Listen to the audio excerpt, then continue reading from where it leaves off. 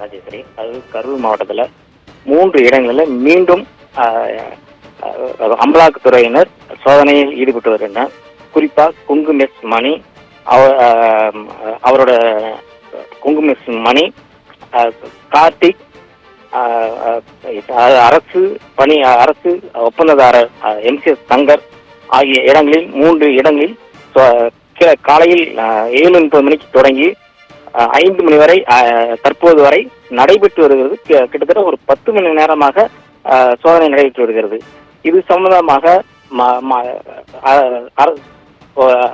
அரசு ஒப்பந்ததாரர் சங்கர் மாயனூர் வீட்டில் காலையில் சோதனை செய்த பொழுது வீட்டில் யாரும் இல்லாததால் தற்போது அங்கிருந்து திரும்பி வந்துவிட்டனர்.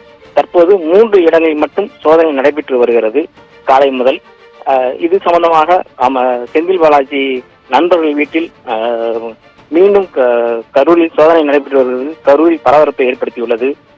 இது கிட்டத்தட்ட 10 மணி நேரமாக நீடித்து வருவதால் திமுக மற்றும் கட்சியினரிடையே குழப்பத்தையும் பதட்டத்தையும் ஏற்படுத்தி வருகிறது. மீண்டும் நாளை தொடங்கப்படுமா என அச்சத்தில் உள்ளனர். இது சம்பந்தமாக இதுவரை எந்த ஆவணங்களும் கைப்பற்றப்படவில்லை. சோதனை மட்டுமே நடைபெற்று வருகிறது என்பது குறிப்பிடத்தக்கது.